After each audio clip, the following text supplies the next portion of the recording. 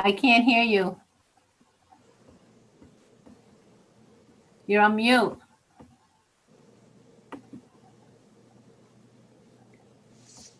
How's that? Oh, much better. No, you're gonna regret it. I'm happier when I can hear you. Yes. I said today's a good day. Last Today's a day good was day. terrible. It's the day Yeah, before the I'm big happy. day tomorrow. How's that? Yep. Hi, Commissioner Cuminato. Hi, Nan. How are you? You hear me, Nan? Yeah, I can hear you. Okay. Who's Councilman McCarthy? Is the guy? Yep, he's a council member that'll be joining us tonight. Okay. How you doing? I'm good, sir. How are you? Not bad. Could be worse. Hey, Lieutenant O'Donnell, Yes, sir. are you the host? No, I am not. Sergeant Carly and Razum are operating, and tonight, actually, Commissioner Farrow will be chairing the meeting because Commissioner Roach will not be attending. Is there something I can help you with? Yeah, I logged on from my city phone, but it just kept circulating and I can't get out of it. So I'm on 2. So I'm wondering whoever the host is, if they could just get rid of me from the other phone. Oh, you can leave. You can It leave. wa- I think there's a button that says leave. No, it won't let me. It won't even let me click on it. We have Sergeant Razum here that's with us. He'll help you out, Councilman McCarthy. Thank you.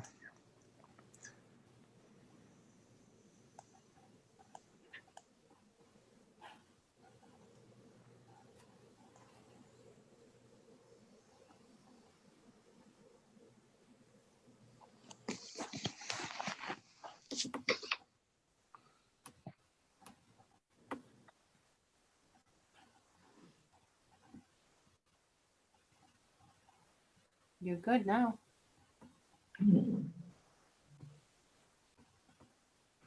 Perfect. Thank you very much. Hi, Rebecca. Hi, Chief.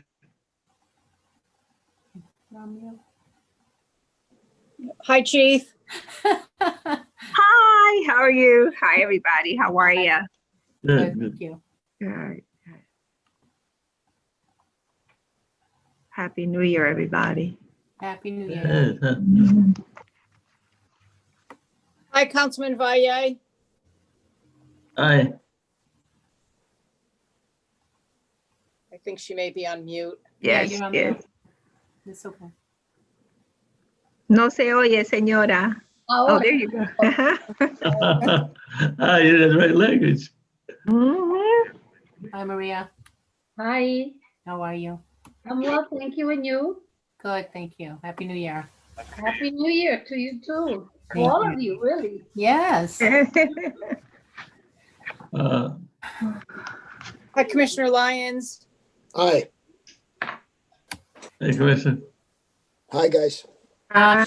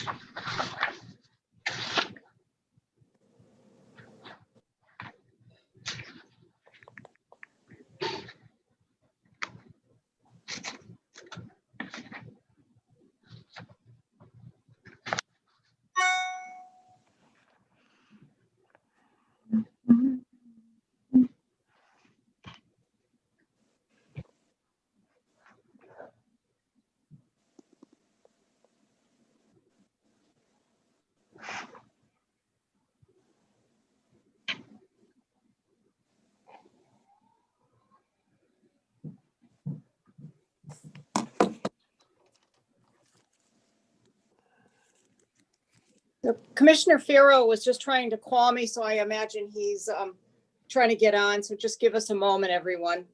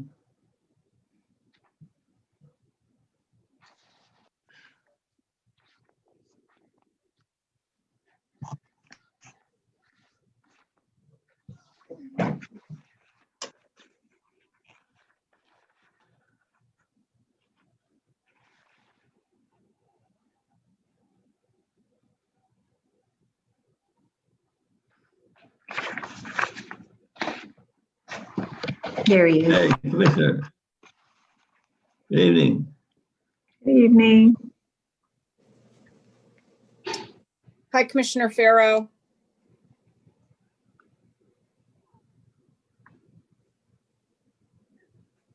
Oh, there we go. Can you hear me now?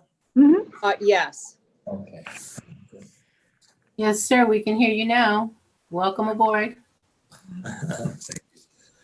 Happy All right. New Year. Happy New Year to all of you. To you as well.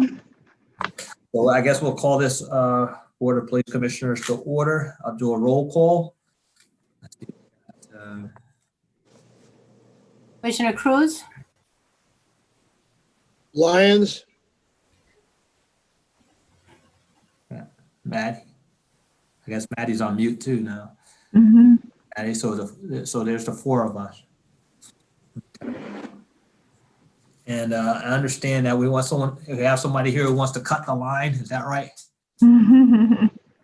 Maria. Okay. And where are we down? Yep. So that would be item 4A, Commissioner Farrow. Yeah. All right. Everybody okay with that? We skipped the line. You okay with that, Chief? Sure. Okay.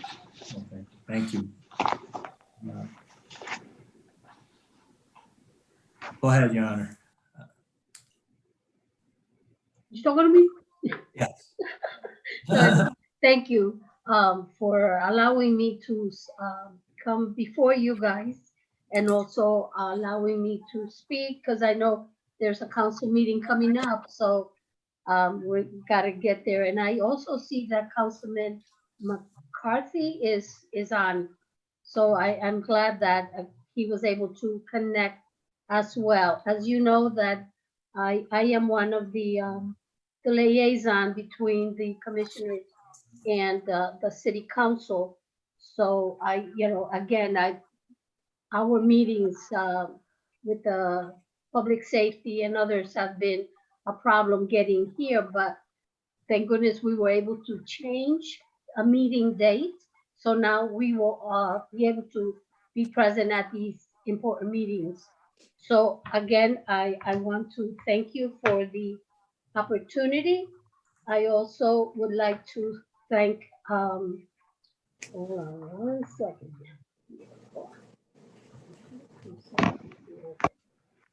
Lieutenant O'Donnell for her promptness in responding to my communications. And I also want to thank the police commissioners that visit our districts and they drive through and see firsthand the conditions and the needs in our community. And for that, I thank you. As you are aware, we have submitted, or I have submitted various requests from picking up after your dog to a four-way stop to the speed humps. And I'm assuming that these requests are seen by the commissioners, or I don't know if they go again. I need to have my mind refreshed. Do they go to the engineering? And the only time that you guys see this is when we're at this meeting that then these requests are put in front of you. So again, to us, it's very important to me that you are aware of everything and anything that we do in terms of addressing public safety in our respective communities. I also want to say that I am a stickler that I send out emails on a Sunday, on a weekend. And I've been told I don't work on the weekends, but that's okay. But I do send it out because at that moment is when I am, have an issue. So I send it out, but I understand that I do not expect of you to respond to me on a Saturday or Sunday. Monday is fine. I can wait for that. So I need you to know that, because again, sometimes individuals misunderstand where I'm coming from. And I just want to make it clear that when I do send it out on a Sunday, it's okay. You don't have to respond. I also want to bring up the fact that there are some of the commissioners that I have their email, their cell phone number, so that I can call them at any time. I know that if you do not prefer for myself or others to have your information, or it's okay with me, I can still connect through Lieutenant O'Donnell and get the message across. But I think it's a nice feeling that I can pick up my phone and call that commissioner and say, listen, this is going on, or where are we with this? But again, if you prefer, it's okay. I will connect with the lieutenant.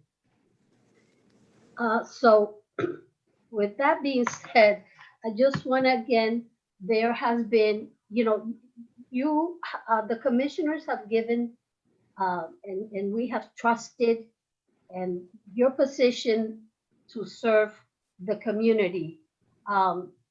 And when if we have trust in you, you have been selected. So therefore, my thing is I expect to see or at least get some response from the engineer that when you guys say we will approve this stop sign or the speed humps, that is being honored, that we don't have to come back and push and call and wonder that it's under the rubble in someone's desk. You guys were given this job to help us. So therefore, I trust you.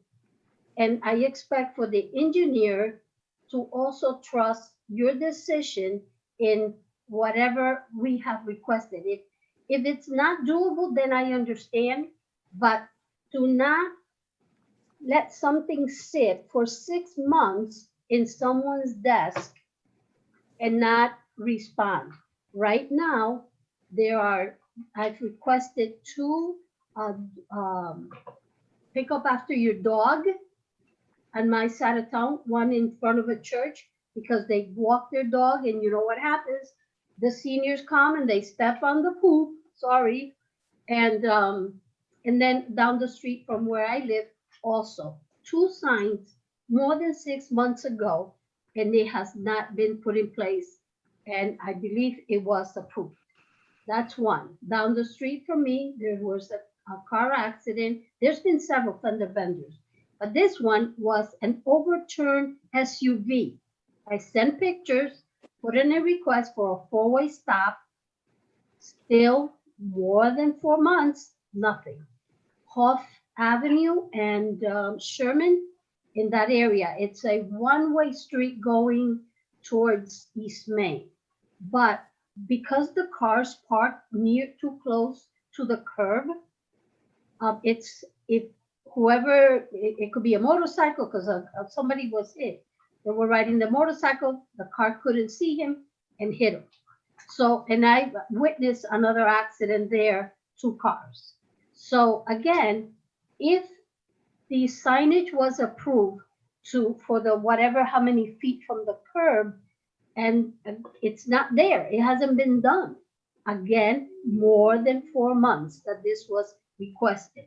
So with all this that is happening, we need to know, the council, what is happening that that you guys, or that, I'm sorry, I'm using the word you guys, I don't mean to disrespect anybody, but the commissioners, again, we need to find out what's happening, that when you decide, make a decision, that it does not happen right away. There is no need to wait for 4 or 5 months for a sign to be put up. It's just unacceptable. So we need to know what's happening. And the other thing that I hope that we can, for March, I'm going to send a request, and Sergeant, if it goes to you then, should it go to all of you or just to the lieutenant, inviting you, all of you, to come before the Public Safety Committee, so that any questions that we might have or that we have, and trying to figure out where is this crack that we're not getting what we request and what you, the commissioners, have approved. So sometime in March, I believe it's the second Tuesday of the month, that's when Public Safety meets. Just like our Chief Garcia last month was at our meeting, and sent her an invite. She responded. I sent her somewhat of an agenda, what we're looking for. So I will do the same for the commissioners, questions that we might have, and be ready to answer questions that other council members might have for you. So that's it for now. I don't know if you would allow McCarthy to say a few words as well, because he is on. Give me a moment. Commissioners, do you have any objections to Councilperson McCarthy speaking to address this Well, matter? So, Councilwoman Maria Valle, so my understanding is that when the Police Commission approves such a request, such as a stop sign, or let's say the four-way stop sign that you requested, that has taken more than anticipated, right? Correct. Lately, we discovered that has been the norm, unfortunately, for public safety or the engineers department to respond to, which is it seems unacceptable, right? When you're expecting not only for it to be approved, but then it takes now several months for them to actually take action. So I don't mind if you copy me. I don't know how the other commissioners feel, but I think Lieutenant O'Donnell has been doing a fairly good job in when things get approved to send it back where it belongs to, right? So that they can take action. And I think it's just as important, and I appreciate you coming here and conveying something that kind of sheds some light, that we should also tell you when that has been submitted, so that if you can't contact them, right, you can follow through one of us, because we've been in the loop as to when that request is made. It shouldn't take that long. It really shouldn't. And if it's taking that long because of the lack of manpower, then I think that needs to be addressed. People shouldn't be waiting 6 months for a stop sign to be put up. Yeah. No, I'd like to make a comment if I can. One of the signs, I know Councilwoman Valle and myself have been in particular following, and I think we approved this, if I'm not mistaken, sometime in the September or October meeting, was the installation of a stop sign at Hallett and Seaview Avenue. It's only stopped between East Main, not Seaview, Barnum and Hallett, my mistake. Yeah. It's the only slowdown on that street between Seaview and East Main. And it just seemed like it took months and months. And we were just talking about, I called another commissioner, Farrell, on it just last week. And for whatever reason, it just got installed a couple of days ago. It's been less than a week. So I think, and the lieutenant is excellent upon immediately transferring that information either to lines and signs or public facilities or combination of both. I think that's where the stall is. I'm not 100% certain, but it seems to be that's where it's falling on deaf ears or on a rock, and it's not getting produced.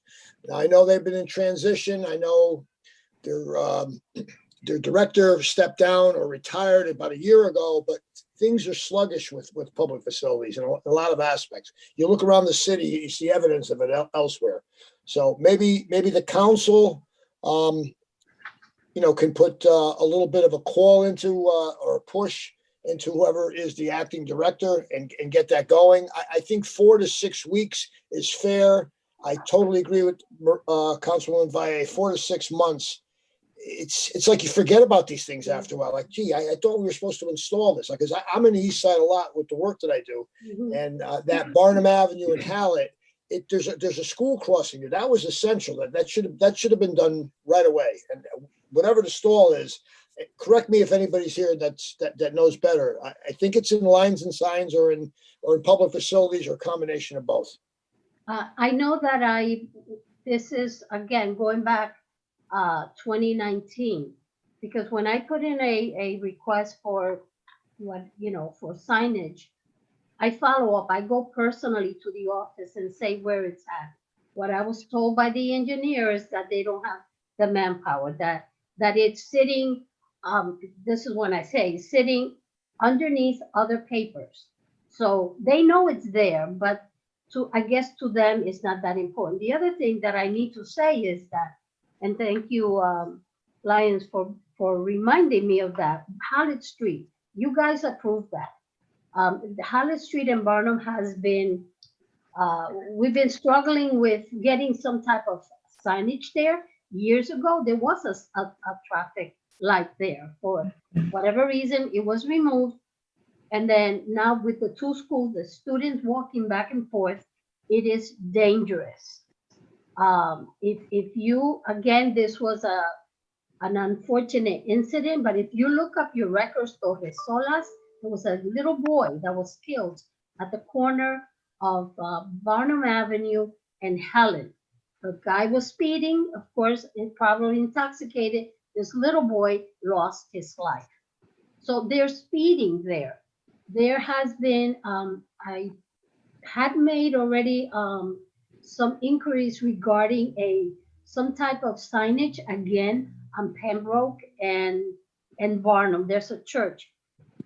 There's been cars that have run into their parking lot. How that happened, I don't know. I've been a witness to an accident there as well, when the man was carried into the ambulance because of the speeding in that area. I know that I had mentioned some type of traffic light there, but of course, I don't know if it's Hartford that has to do this. But in terms of the Barnum and Hallett Street, when I spoke to the engineer, I got a call here saying that the stop sign was approved, a 4-way stop, and but I was told that it was not going to happen. That I don't know if it was Urquidy or whomever said that he was not going to allow that to pass through. So here you are. You guys said we will recommend a stop sign and we approve it. But someone in the engineering department said no way. So again, that's one of the reasons why I sent Lieutenant O'Donnell a communication, because I was concerned. Here again, I know that some students, they're at home, but still there's people that walk through there and it's dangerous. You have a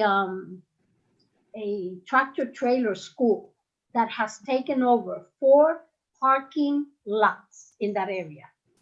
Why? So there's tractor trailers coming into our community, driving through here, Brook Street, which is residential. these 18-wheelers driving through here. Why? You don't see this in the suburbs, right? Why Bridgeport?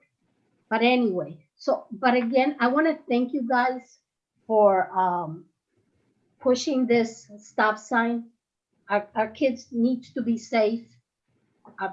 Their parents need to be safe because they're crossing over there. So at least now there are 4 stop signs there. There's still, I have to follow up others because they've been approved, but they have not been put in place. Thank you. Thank you. Again, Councilor McCarthy, did you want to say something? No, I'm just here to listen tonight. Thank you, though. Did you have Commissioner Cumanado? You're on mute.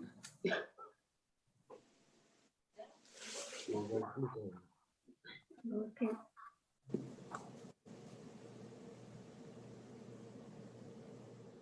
It should be at the bottom of the screen.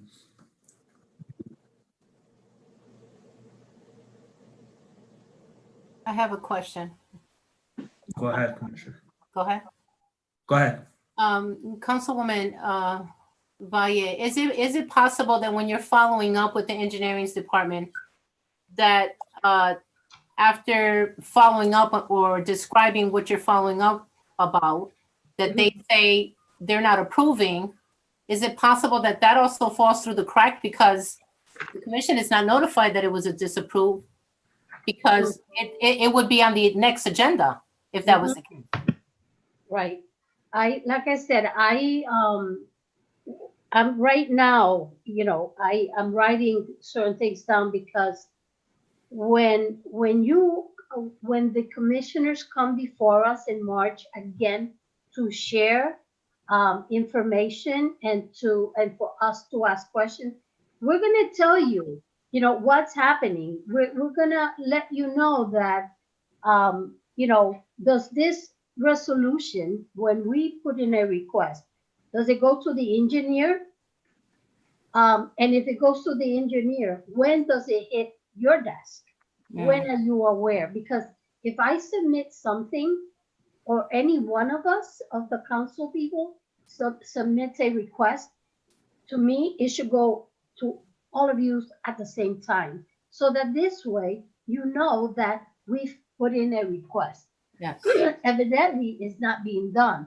And it comes to you, perhaps at this meeting, that Maria Valle, that Michelle Lyons requested something, and you guys do not have the moment to investigate or to even ask questions. So that's a problem. That's a problem for us. And you know what? I'm trying to be as nice as I could be. But Let us have it. Lo suelto. Suéltalo. So the engineer individual, I know he's given a task, and I know he's got a responsibility.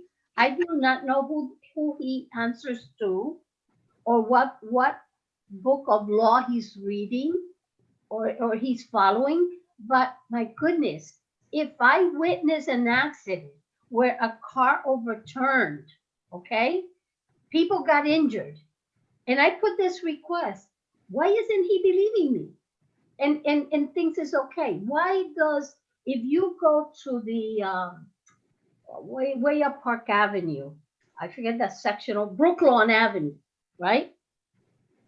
Every other street, or every street, has a stop sign. Nobody complained. I asked for several stop signs here, and guess what? Denied. It stops the flow of traffic. If I am a witness to accidents, and I know that a stop sign is going to help a little, I'm going to continue putting these requests in.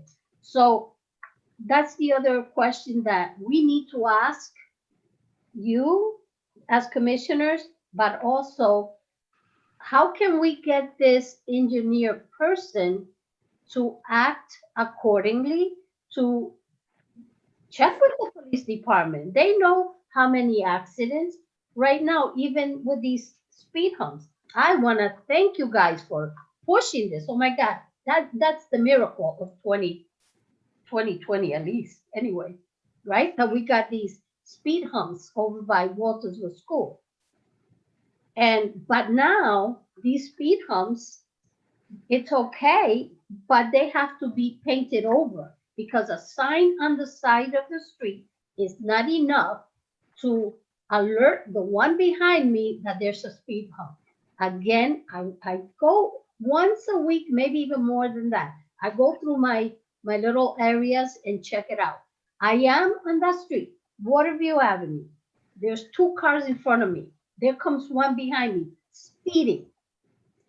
Went right by in front of us, and he found himself with a sign on the right hand that says speed humps. So there has to be something else added to this speed humps to avoid somebody, really crashing their cars, because they're so used to speeding through there like it's 95. So that's, another thing to consider in with these speed humps. But I also have put a request for Pembroke Street for a speed hump. It wasn't approved. I asked Mr. Iruquidi, even sent an email, that I wanted to be notified when they were going to do these things on the street. They ignored me completely, did not call me back, did not say this is the day. So, because now Pembroke Street, there was a vehicle overturned as well because they were speeding through Pembroke Street. I know Seaview has or Waterview has 2 schools, but Pembroke has little guys or neighborhood house that walk through their area. And in that vicinity there's a lot of families with kids. And they also told me, I have their emails to let them know, because they requested those speed humps. There was a car overturned by Crescent and Pembroke at the end. And this lady has, 3 or 4 kids right at that corner. And she prays that, again, a speeding car doesn't go into her property. There's no fence in that area.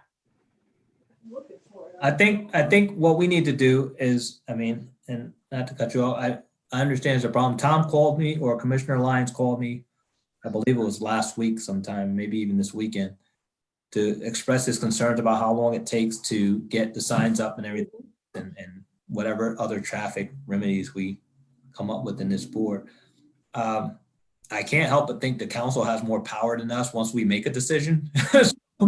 You guys have control over the purse strings and everything. And I know Commissioner Lyons was concerned about how the engineering department is responding to us, or whether it's intentional that they might not be responding to us, or maybe some kind of form of retaliation for us disagreeing, or whatever the scenario is. We don't know. Mm-hmm. I think as a council and as a commission, we can work together. I agree with Tom that it's almost meaningless if we, as commissioners, make a decision to do something and nothing happens. So I think as a council and a commission, we need to work together on that. I know previously the engineering department came in and talked to us, and they were explaining to us why it takes forever for them to get things done. And I think that meeting was somewhat fruitless. But I think we can address it again at a later time, maybe do that again, and maybe you can be present during that time. But I really do feel like the council has a lot more power to push that department than we do as a commission at this point. But Commissioner Lyons, I'm sure some of the other commissioners may want to get together to figure out what's going on and what we could do to make this process more seamless. I agree with everyone else that Lieutenant O'Donnell has done a great job of making advice, getting the proper communications, but the communication alone is not enough. Commissioner Manato, I saw that you figured out this whole microphone thing. Did you have to say? I know you can do it again. Whoever's the host, oh, he did it. I know, there he is. I couldn't figure out how to get him off. How you doing, Commissioner? Did you have something you wanted to add? I'm sorry, you're talking to Ms. Starks. Yes. No, I agree with her. going on the side. When I was working the road, it was always busy traffic. And a couple times we almost had accidents. But nothing to do with that I know. I understand. And then I know also that there's been some talk about, and Chief, you can tell me about this and whether I'm correct about this, but I know there's been in some areas more presence of police officers to kind of calm the traffic and everything like that. I think that's part of it. I mean, it almost doesn't matter how many speed bumps and stop signs you put if people are going to be reckless and disrespectful of the laws, You know, speed limits. And the same thing when, like I say, when I was working, we used to put, if we had a complaint like we got now, we used to put an officer out there in the car and they make stops. I don't know if they don't do it no more or what. You tell me, Chief. I don't know if it'd be feasible or not. So it wakes them up. Yeah, I mean, we do have details that are set up by traffic, and obviously they apply for grants to cover specific areas as well. I agree that the way some people are driving out there is so detrimental to the safety of the people in the community and not okay, especially with some of the accidents that we have seen. So in the past, I have requested, for example, the speed trailers to be put up in specific areas, visibility in certain areas as well. So Ms. Valle, if you can tell me, give me 3 major areas that you would like to see addressed immediately, I can do that.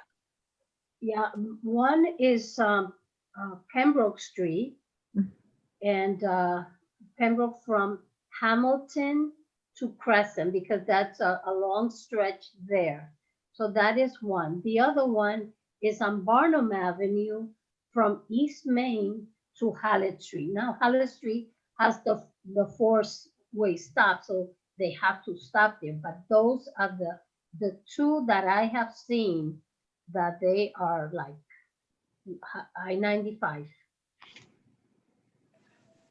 Okay, so is there another location? I'm going to forward this information to the traffic division and have them start focusing on these areas next week, because we are working on the inaugural concerns for the rest of the week, actually. Yeah. But I will definitely forward this information to the captain in the traffic division. Is there one more place you want to see addressed? Again, I will concentrate on the Seaview Avenue corridor, because once the speed humps, they pass that, there's still that Crescent Street coming from Pembroke down to Seaview Avenue. That's another stretch. Okay. All right, I'll do that. I'll send out an email. I'll CC you on it, ma'am. And I advise them if they can do some visibility and some enforcement action in the area. Thank you. You're welcome, ma'am. All right.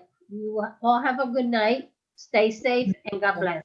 Thank you, you as well. Okay. Bye-bye.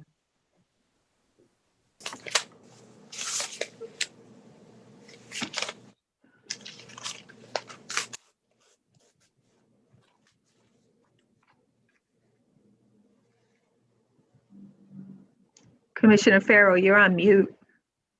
Oh, I'm on mute? You were. You're good now. You were. I don't know how it changed though. That's weird. Sorry about that. I was just apologizing to you, Chief. I know we kind of took things out of order. I didn't salute our flag, but it's not in my my list here, so forgive me for that. But I take a motion to accept the minutes for the regular board meeting held on December 15th, 2020. So moved. Moved by Commissioner Lyons, Second. seconded by Commissioner Cruz. All in favor? Aye. All right, so that's moved. So Chief, 3A, if you want to. Sure. Good evening, everyone. So I did go before the council to share our year-end report. I will tell you that we are working on finalizing putting the finishing touches on the yearbook that you have received in the past. We put information together and just showing where we are, what our plans are, our focus, and some of the things that we did in 2020. As soon as that's printed, I will definitely send you all a copy if you're interested. So for the year ending 2020, we did have a total of 24 homicides in the city of Bridgeport. We had 10 arrests related to those homicides. Out of the 24, 21 were firearm related, 1 strangulation, and 2 stabbings. We have been working with partners, and we continue to work with some of our partners, our law enforcement partners, in trying to focus on areas of concern, how we can try to bring our numbers down. I'm sure you all know that nationwide, the numbers have gone up, violent crimes, shootings, etc. But I know that, my main focus has to be Bridgeport, and we have to do something to impact a positive change in the city of Bridgeport and hold people accountable for the negativity that has happened. Some of our partners are our Project Longevity team. We have a retired Detective Dimbo, who is part of the Project Longevity team. He works with the community.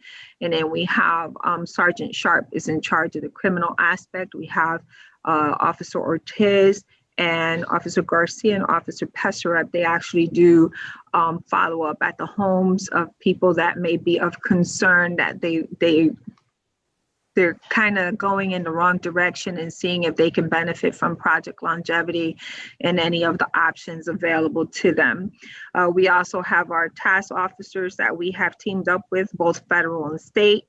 Our federal partners, parole, probation, the state's attorney's office, patrol we put together a strategic enforcement team that works primarily on an overtime basis on the weekends because of the uptick that we saw in crime and violence in the city, and high visibility. They usually work on the night hours, not during the day, because that's where we see the uptick in crime and violence. So we have encouraged them to look at specific things. They're assigned to hotspots that are identified through the violence and the volume of calls at these specific locations.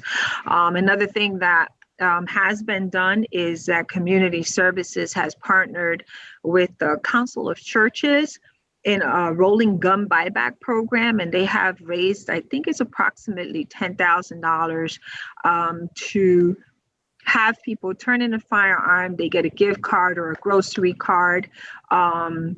No questions asked. They turn in the guns in an effort to get guns off the street. Now, this is really the first time that I can remember it being rolling. Usually they just do it once a year, once every other year, but this is a rolling gun buyback program.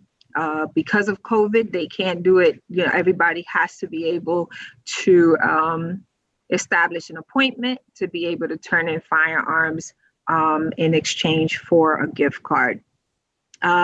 We also have our Fusion Center.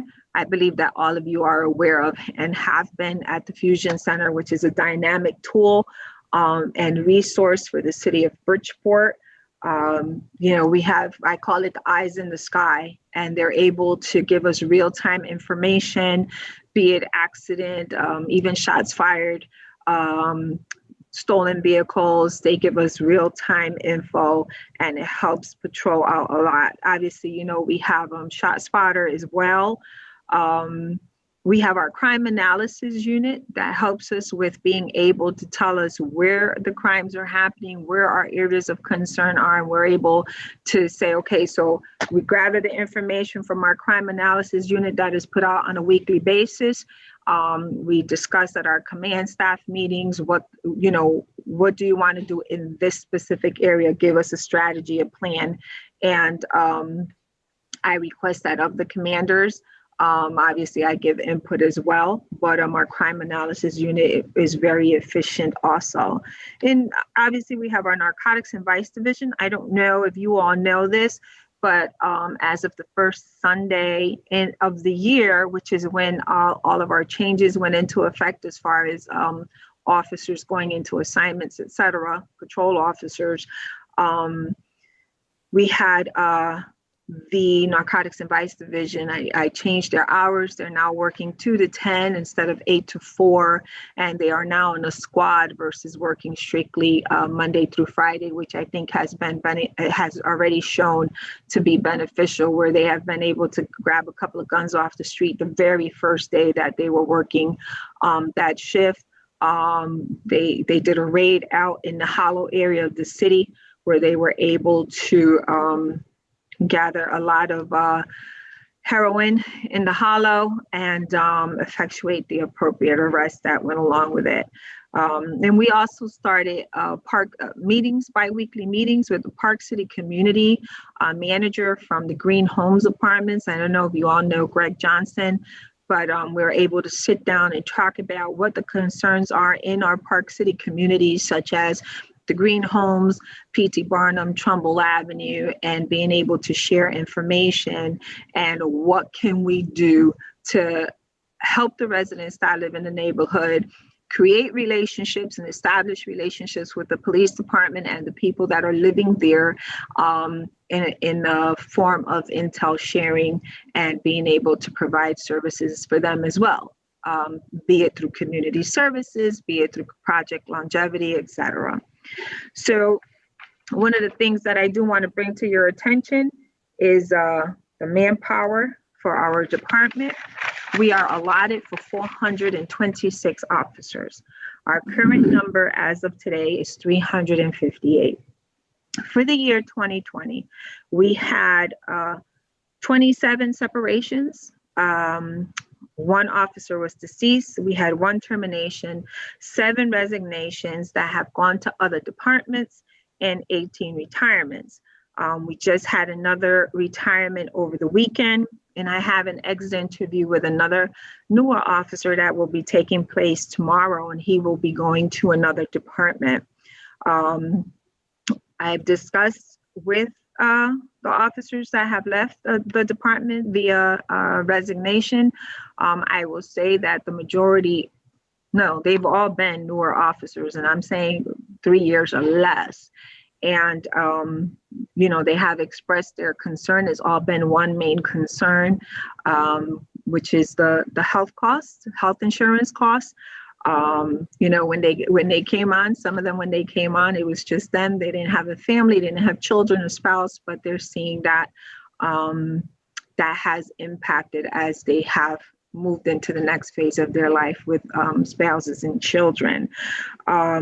So with that being said, I will tell you that we currently have 16 recruit officers at the academy. They're slotted to graduate May is the projection. I'm hoping that we will be able to keep that date or that month at least. We are going to start a recruitment effort for the city of Bridgeport so that we can give a test hopefully by the beginning of the summer. Currently we have 49 officers that can retire, on top of the fact that we are now at 358 officers. And come July, we will have total 57 eligible officers that can retire. And I've been advised that there will be several additional resignations coming. Some of the area departments, listen, I am very proud of the last 3 classes that were graduated. I was a part of that. We specialized in some training. We had them out in the community. We did community policing efforts, really had them engage with the community. And, you know, I think it says a lot when other departments are coming into Bridgeport to recruit our officers and they're all the newer officers. I think that speaks volumes. They know what they're getting. You know, I have one department that's taken 4. So, you know, it speaks volumes, but I think we have to do something to be able to retain the officers that have come on into the city of Bridgeport. So we are conducting a recruit. Well, we haven't started, but we are in the planning phases of the recruitment drive, and I'm hoping that it will attract eligible candidates for our police department. In 2020, we did have promotions. We had 10 detectives promoted and a total of 6 sergeants. In 2021, we're expecting a lieutenant's examination. We're actually in the preparation phases for a lieutenant's exam, the entry level exam, and a captain's exam, a civilian detention officer examination. They are going to put that position back out. They're going to post it. I think they only got, I want to say it was either 3 or 4 persons interested when they last put it out, and we actually need more than that. We're also going to look at some of our civilian vacancies that we need to fill as soon as possible as well. Our current policies are being uploaded as the policies are being approved. Lieutenant Cotto is uploading them to the site. We are actively working on accreditation for the Bridgeport Police Department. We're actually talking about doing something a little different and trying to maybe upload training videos for the community on our website. So for example, because COVID restricts us from being face-to-face and doing face-to-face meetings, trainings, etc. with the community, we're going to have the officers do some training videos, things that will benefit the community, have them easily and readily accessible to the community via our website, which I think is a really good idea and is a good way to even get feedback because they can give us feedback on those videos. We're also looking at additional resources for the department. We're in testing phases of some of those additional resources that we would like to see, and I'll announce them at a later date after we've gotten something in writing, let's say from the city attorney's office, at least a draft.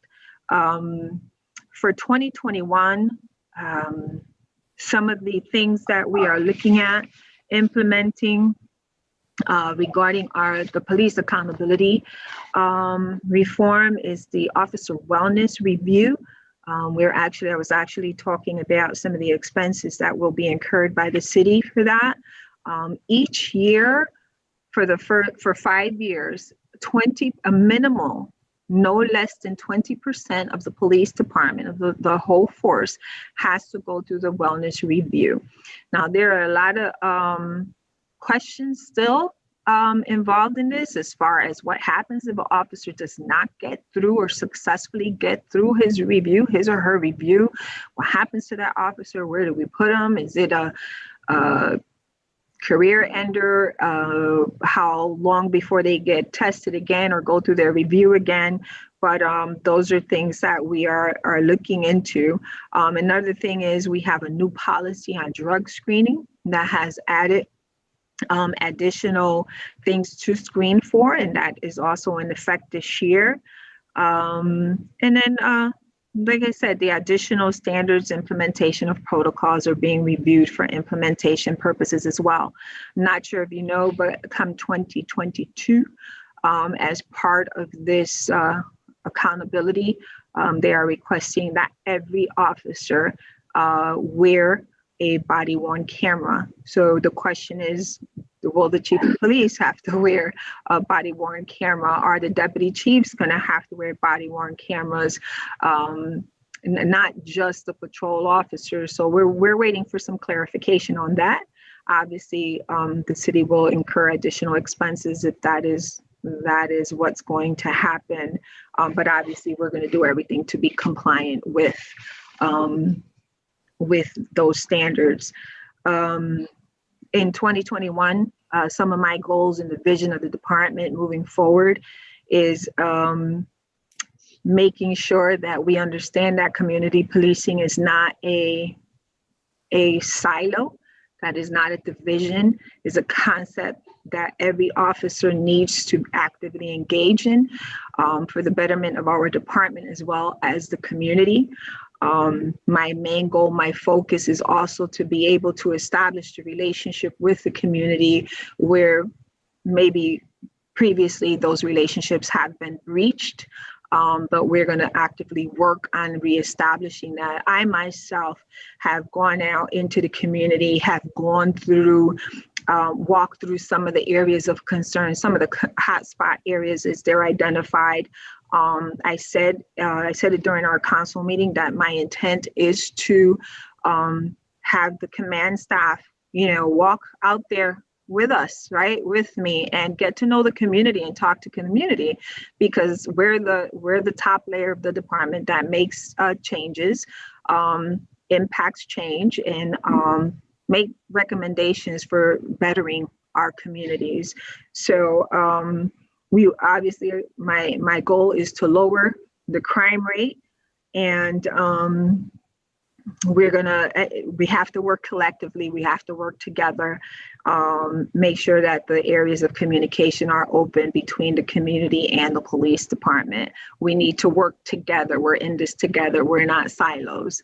And like one thing I will tell you is that in 2020, the members of the Bridgeport Police Department took 265 firearms off the streets and 20 long guns.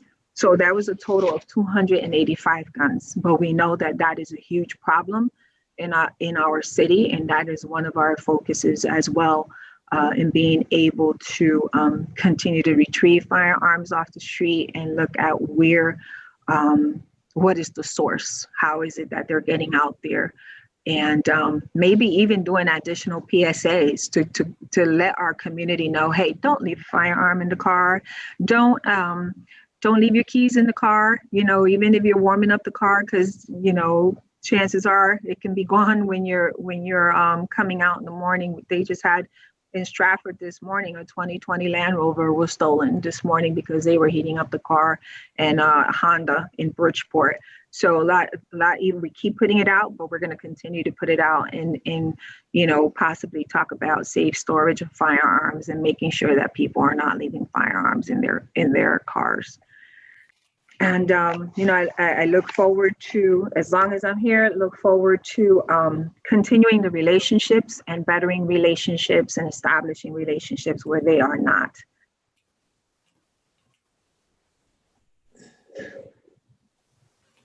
Thanks, Chief. Any questions for the Chief?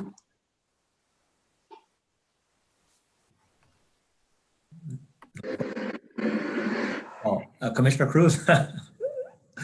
Go ahead, Commissioner. First of all, thank you, Chief Garcia. It sounds like you've got your hands full, but I trust that you have commanding officers and other support teams alongside of you working together as you intend to work with the community and establish relationships, because it starts there at the Bridgeport Police Department. And so, wow, I am wowed at the work, not only that has been accomplished, and kudos to all of you, congratulations, because I know we have some great officers out in the field, but there's always work to be done, right? And so with that said, you mentioned we're supposed to have 426, right? We don't want to blast it. I don't even share that with anybody, right? That we're so short-staffed with 358 officers currently. But when you talk about the numbers and you talk about separations and terminations, of which is only one, and thank goodness, and the 18 retirements and those that are going to consider retiring, which are 57 eligible retirees, right? But that doesn't mean they're all going out the door. Right, I'm still here. Yes, and you're still here, thank goodness. Mm-hmm. I thought at one point we talked about, since you're having a new recruit, right? That we were going to consider having a larger group of recruits coming on board as a result of never being able to catch up. Is that still in the works?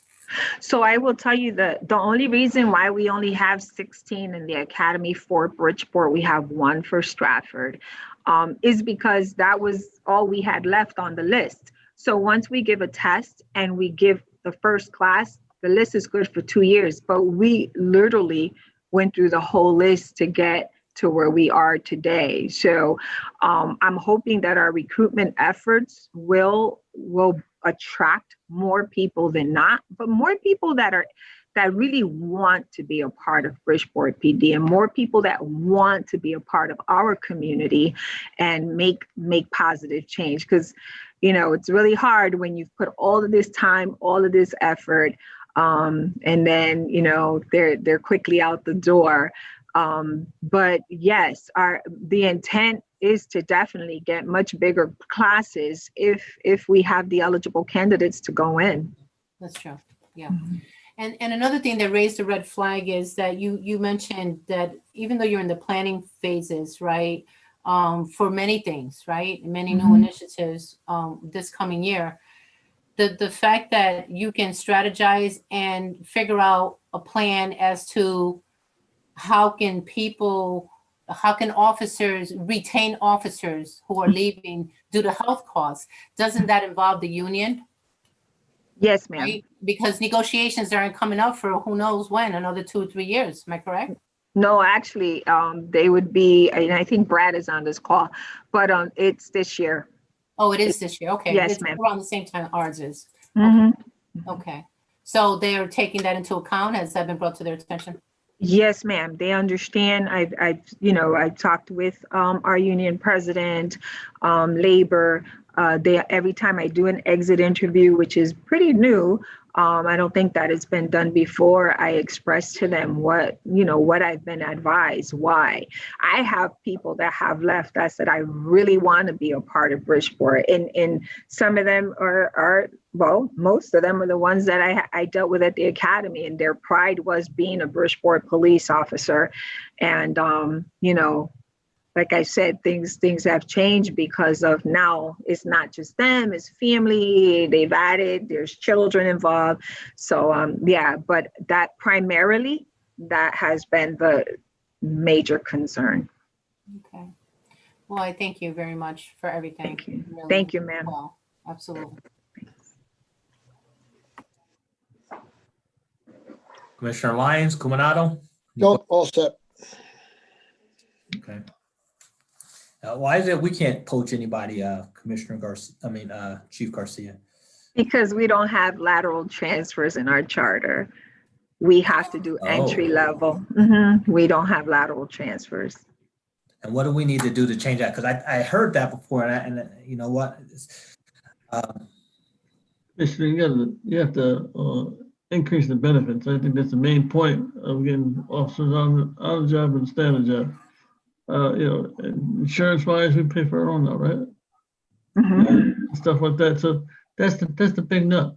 We can't, city schools can't afford it, and our guys ain't gonna do this. They can go next door and go on the job there.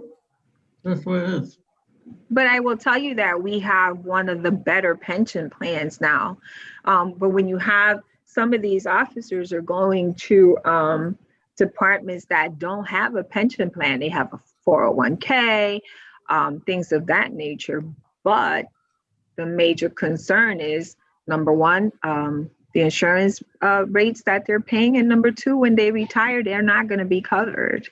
So those are big concerns, especially if you have a family as well. But we don't have lateral transfers, and that would have to be a charter revision. But I don't see why we don't. We've been struggling with keeping our numbers for years. Almost as long as I've been a police commissioner, we've been complaining that we've been under numbers. Right. For homicides and all the things that are going on in our city, it seems that the money's there. The overtime situation is part and parcel of this lack of officers. We really need to get on the ball and figure out how to change that thing. And I know the union somehow was involved in that lateral transfer thing, but I think it's somewhat short-sighted. I mean, I guess if you want to put more money in your pocket on overtime, that's one thing. But if we're talking about the safety of the city, then we really need to start rethinking how we're dealing with this whole lateral transfer thing, especially since we keep losing so many officers. Right, and this is big. This is really big for our department, and yeah, we want the officers to be able to come, enjoy what they do here, not have those added stressors, right? Because we know that officer wellness is key. Not have the added stressors and be able to work effectively, efficiently, not have to want to work out on a, let's say, a road job, etc. Yeah, we, and spend time with the families that they're concerned about, right? Obviously. So yeah, those are definite concerns when we're talking about retention. Brad's coming on next, so I guess we can deal with him on that. Maybe he can encourage the union to move in a different direction. But like you said, it sounds like a charter revision, so I guess that's a council thing more than anything. So thank you, Chief. I don't know if anyone else has any further questions. Sorry for keeping you on for so long. Have a great rest of your evening. And thanks for your time. Thank you so much, everybody. Have a great evening. All right, bye, Chief. Bye-bye. All right, the union, report from the union. You're on mute, sir. I am, yes, thank you. How are Good you? evening, commissioners. How's everyone? Good Very evening. good. Great, thank you. How are you? I am doing excellent. So one of the things that the union always, for years, has always done, we've always given back to the community that we serve. It's nice to get letters like this from those people, who express their gratitude for the donations that are made by our members and, the people within the community to understand and know that we are making a difference, not just out there in the street, but we can make a difference in helping others. Kind of interesting that the chief spoke about the things she spoke about. These were some of the things I was going to mention today. We had an officer with 36 years today, Officer Nick Ortiz, who served our community for many years, faithfully. But more concerning to me is who's there to fill his place. And someone with that amount of experience and that, you just don't get that out of a police officer who comes right out of the academy. It takes many, many years to build relationships, to build trust with community members.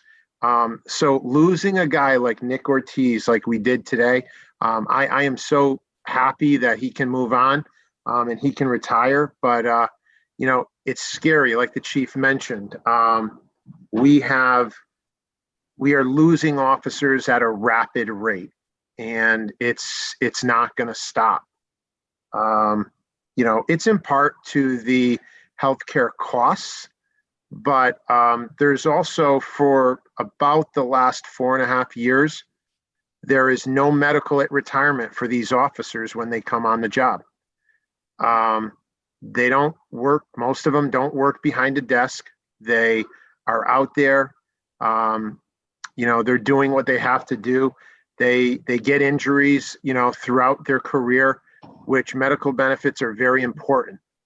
And I think a lot of newer officers, they're looking for the pensions, but they're also looking for, medical benefits, not just for themselves, but for their family. This was something that was taken away, like I said, about 4.5 years ago. And we've got almost 100 officers who do not have medical at retirement right now. So this is big. I mean, the chief said we're at 357, 358. This isn't a platform for a union to talk about the issues, but we are the lowest paid in Fairfield County. There's high crime. There's high volume of calls that these officers take on a daily basis. And then to add on the no medical, these are things that, they have to make decisions about for their families. And unfortunately, we have lost some great people recently. So I know it's been a long meeting. I don't want to take up any more of your time. If you have any questions, I'd be happy to at least try to answer them for you.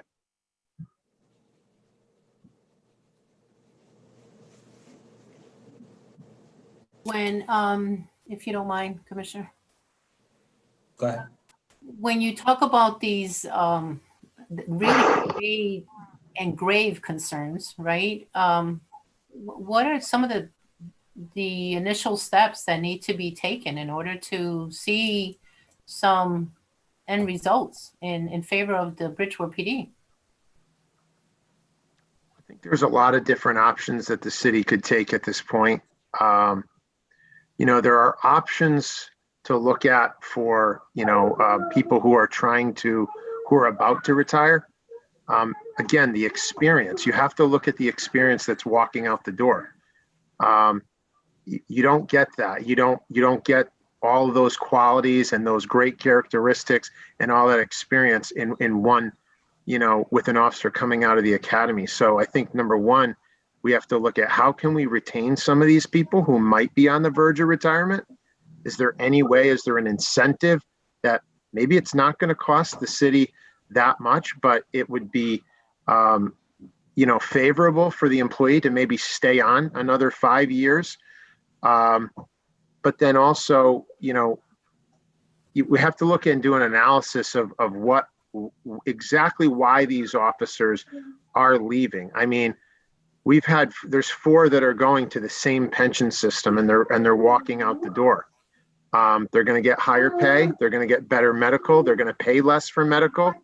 So these are the things that if I was sitting in front of, labor, I'm going to talk to them about that. And, these are the things that we're going to continue to see happen, not only soon, but, they're happening now. We predicted that they would happen, but again, I think these are where we have to start.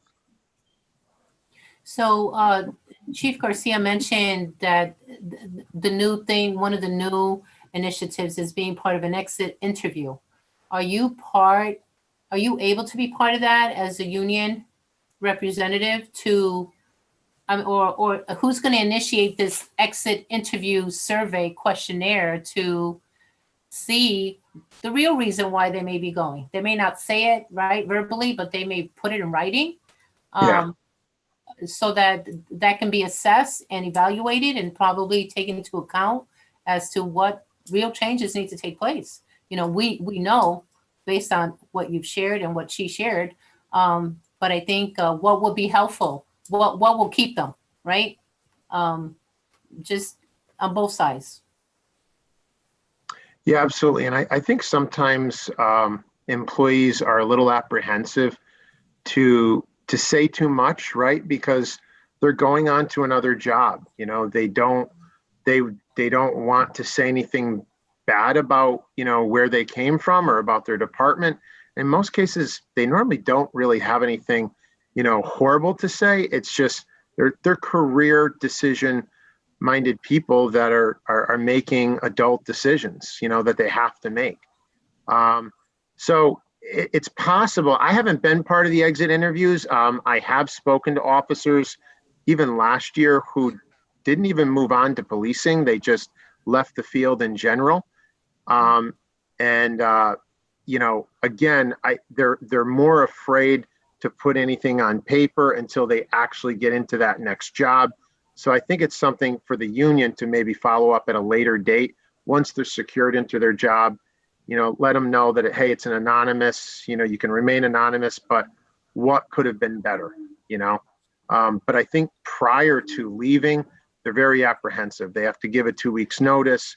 They don't want to say certain things, which I would have to respect that. And I can totally understand that. And I totally understand, but you're absolutely right. And I think that if we're serious about following up, I think that they would be able to compare apples to oranges, right? They'll say, well, certainly it's happening in this department where it wasn't happening over at Bridgeport PD, right? And so I'm glad I left, or maybe, they're not. So that'd be interesting to know. Yes, absolutely. Appreciate it.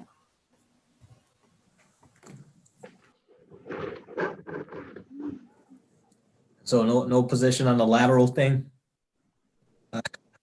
Sergeant? It's been highly controversial for years, you know. Most departments take laterals. You know, at this point, you know, I'd like to consult with the board and ask what they thought. You know, anyone who, you know, I think it would be beneficial to get someone who had experience to come here. I don't think it would necessarily be a bad idea. I often think that sometimes we're worried or that you're going to get someone else, you know, that someone from another department that, you know, they just weren't the right fit. And if they weren't the right fit there, then why aren't they the right fit here? So that's probably the best way I could put it at this point. Well, what I've been seeing over the years, and I have limited experience, obviously, as a concern policing, but a lot of the laterals that I see are guys who are retiring from one department going to another department, or they've gotten to a place where they can get their retirement in one department, they go off to another department and start getting a retirement fund built up there too. You know, so I don't understand I don't understand the resistance in Bridgeport, but what I do understand is that we've been down in our numbers for forever. We keep training officers to go and work in other departments at our expense. That's what happens. Yeah, right. And so there's been some attempts to create legislation to stop that from happening, or at least to compensate us for all the money we spend to train these guys to go off and work for some other department, and that's been blocked. Well, another thing, and I think we've been wrong.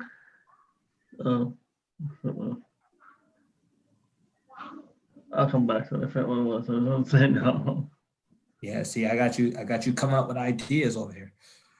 And so, I mean, this is something that's been concerning me this entire time. I talk to officers all the time. They talk about the medical. I know we went to Seamers. I don't know if that was supposedly a good thing. I don't know if people are satisfied with that change. Certainly, it sounds like the officers who have been on the force for a long time seem to fare better than the guys who are coming on now. So there's clearly a difference between what these new guys are getting versus what the guys who've been on the force are receiving. And I don't know what the difference is, but and maybe you can shed some light on that. But that's kind of the feedback I've been getting, especially from guys who I've run into who've decided to get out of here. I mean, they figure less work, more money, better benefits. I mean, I'm with them. Like, why wouldn't you leave, right? In that situation.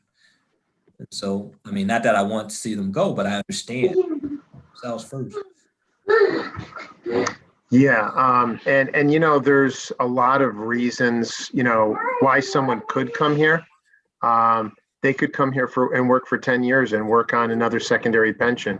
If that was the case, that would be a benefit. I think one of the benefits to Seamers is, you know, also that people could, you know, would actually stay here for the full 25 years, because there is a benefit to staying your 25 years of service.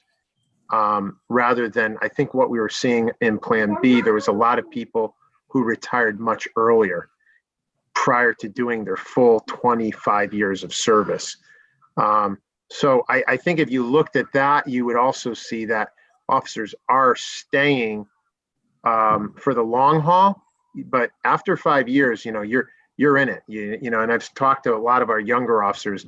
There's really no chance, there's no sense in leaving after investing 5 years in a PD like this.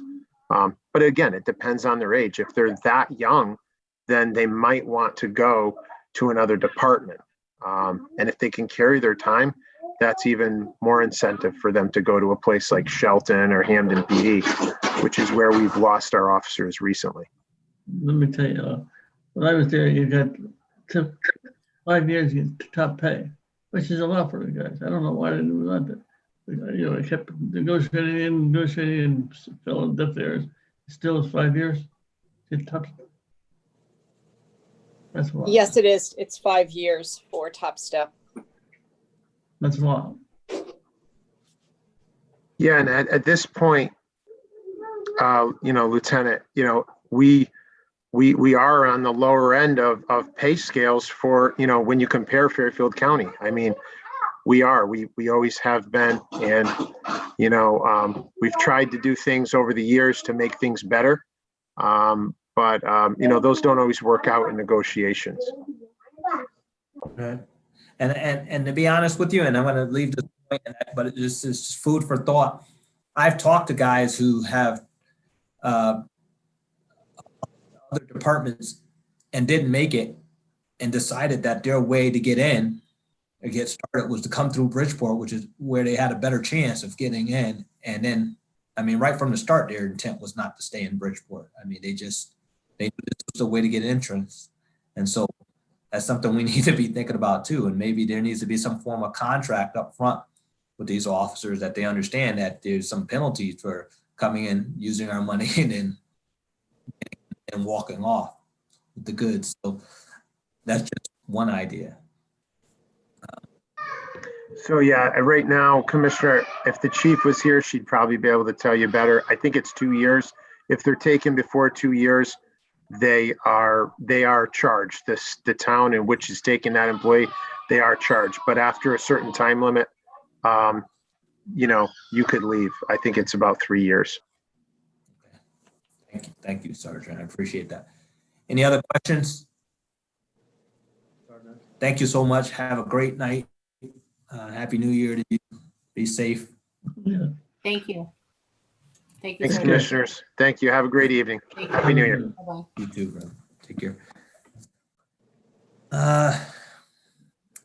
Lieutenant O'Donnell, do we have anything for internal affairs? Any reports? Yes, I did send over the report immediately to Right. your emails earlier this afternoon. So there was a report submitted. Just for our own view? Yep, a 2-pager from Lieutenant Lanos. Okay. Looks like so far, January 1st to present, 0 complaints filed, which is good news. Yeah, I'd accept that.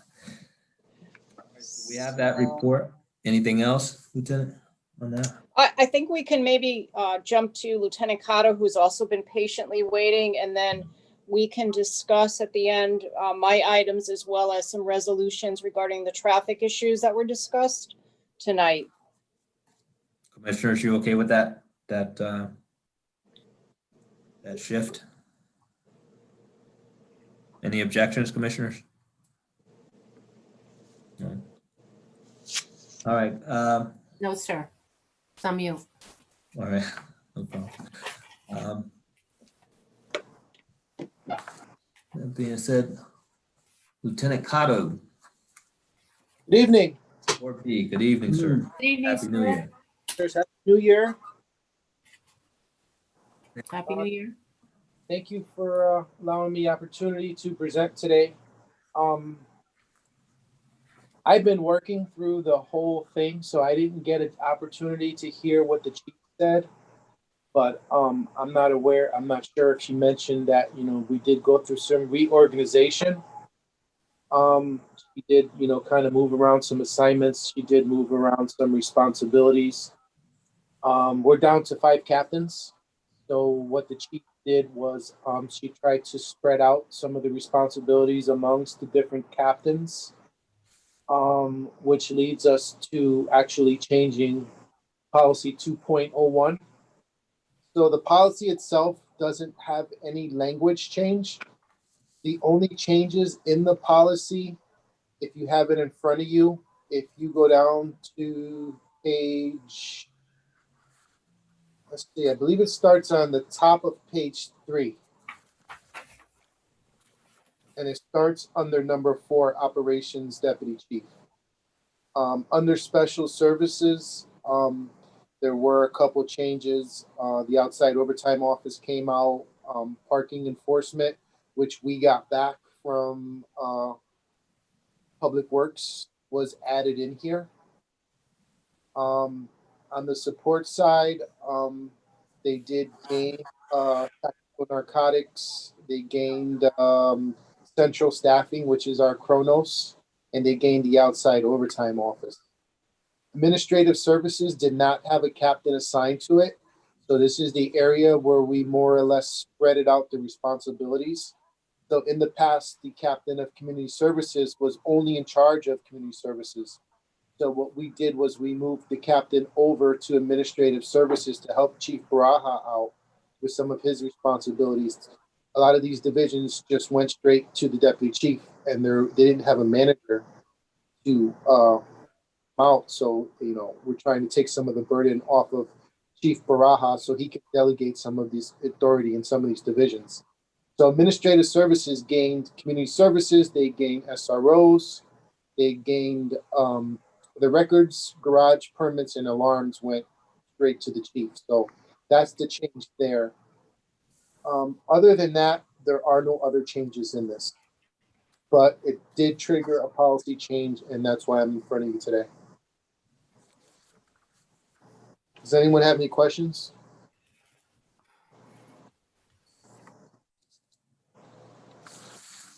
I do. Lieutenant Cottle? Yes. I think we talked about this before. Sometimes we get so much paperwork, right? And I appreciate the document. But sometimes it's hard to track down the prior one. And I was wondering the whole time, I know I saw this policy before. I didn't know exactly what to compare it to. It would be nice if it was highlighted so that next time, right? I normally do. Nancy, Lieutenant O'Donnell can actually support me on this. I sent this to her the last minute of the last hour.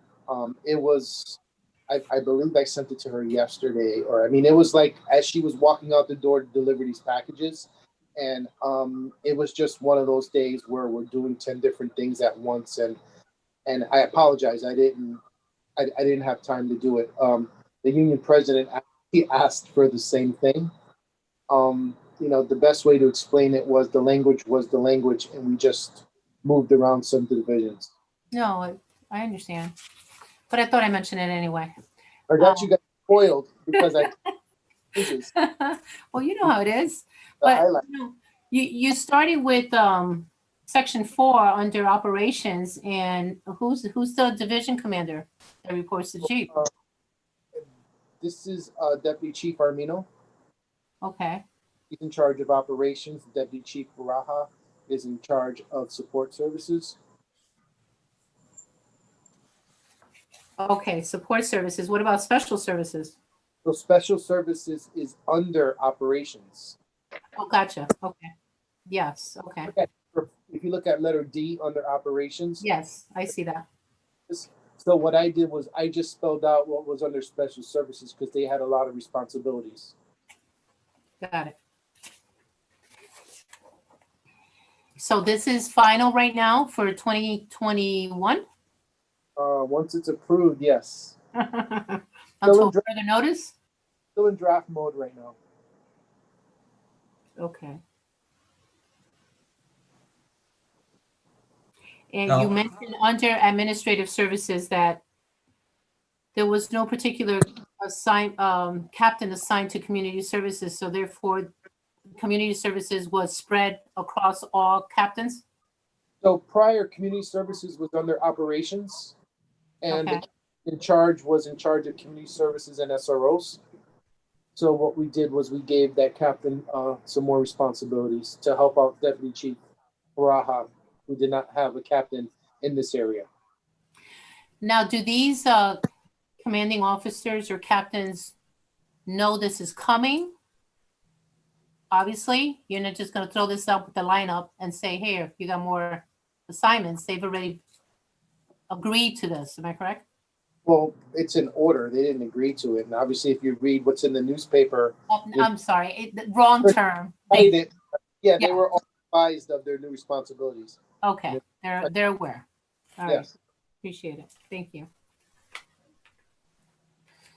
Well, that's it for me. Appreciate Lieutenant Cottle. Thank you. All right. Honestly, I'd like to have, I know we're a skeleton crew right now. I'd like to have the whole crew here to discuss it. And I think you mentioned it. I'm sorry. You broke up a little. I broke up. I'm sorry. No, so you mentioned it just then about, I guess this has something to do with this showing up in the paper and everything else now. I guess this is some pending lawsuits or something. Is that right? Yes, so I believe the captains or certain captains are trying to stop their moves. But I mean, at the end of the day, it is an order from the chief, and she's exercising her management rights. Right. Right. And so the question comes, and that, when you started off this conversation, you were saying something about, I guess, based on the fact that I guess we don't have enough captains, or I guess we're short captains, and that's part of the reason for the shift and the change. Is that right? Well, the reason for the shift and the change is something that the chief might want to answer, and I don't want to speak in her place. Right. But I'll tell you that we are trying to spread out some of the responsibilities. There were certain areas where they were responding directly to a deputy chief, and he didn't have someone to help him out. The deputy chief was in charge of kind of like 7 or 8 different little units. So this helps him out, so he doesn't have to run around rampant, from unit to unit. Yeah, I don't understand whether this policy is being created based on a temporary situation versus something that's a long-term concern or issue. Because if we're short staffed now and we're making a policy change based on the shortage of staff, that's very different than making a policy change based on the fact that this is a better practice per se, or a better policy ongoing or long-term. So that's what I'm trying to understand or make the distinction between the two. Yeah, no, the policy change is based on the needs of the department at the time. So if you guys look at page 2, at the top of page 2, Yes. and I'm going to read the first full sentence out loud. It says, the organizational structure and functional responsibility are periodically reviewed and reorganized if necessary to improve the efficiency or effectiveness of the overall operation of the department. So that's what we did. Right. So in terms of accreditation, are you saying that this has nothing to do with that?